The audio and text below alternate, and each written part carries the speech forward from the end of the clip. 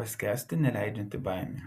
Įsivaizduokite, kad jums supančiojo kojas, rankas surišo už nugaros, o tuomet įstūmė į baseiną. Skamba klaikiai. Tokius išmėginimus patiria kariai siekiantys tapti elitiniu kariniu JAV jūrų laivynų dalimi. Išmėginimo esmė - išmokyti kareivius įveikti pradinę baimę ir suvokti, kad jie išties gali plaukti supančioti. Šį pavyzdį pateikiau ne tam, kad pabandytumėte taip daryti. Tiesiog norėjau parodyti, kiek galima pasiekti suvaldžius baimę. Mes, žmonės, esame kur kas ištvermingesni, nei dažniau manome esą. Mes negalime atsikratyti baimės, tačiau galime išmokti ją pripažinti ir ją pasinaudoti. Juk valdanti baimė valdo ir mūsų laimę.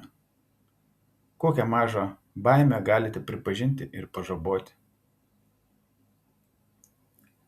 Oloje, į kurią bijome įžengti, slypi lobiai, kurių siekiame.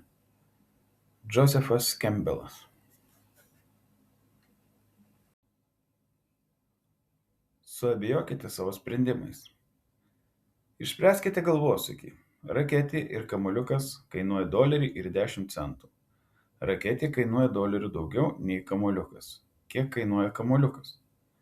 Jei atsakysite, jog kamuoliukas kainuoja 10 centų, padarysite tokią pat klaidą, kokią daro dauguma universiteto studentų.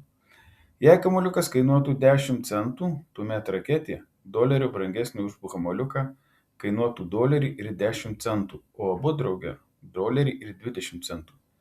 Teisingas atsakymas - kamuoliukas kainuoja 5 centus. Kodėl mes darome tokias klaidas? Ogi todėl, kad mūsų smegenys ieško lengviausio varianto, o suradus jos įsitveria jo tarsi tausodamos laiką ir energiją. Kitąsyk, kai suvoksite darą skubotas negatyvias išvadas apie kitą asmenį ar apie save, stabtelkite. Dažnai pasijuntame laimingi, kai nuoširdžiai pripažįstame buvę neteisūs, ypač dėl to, ką manėme negali padaryti. Intelekto matas - gebėjimas keistis. Albertas Einšteinas.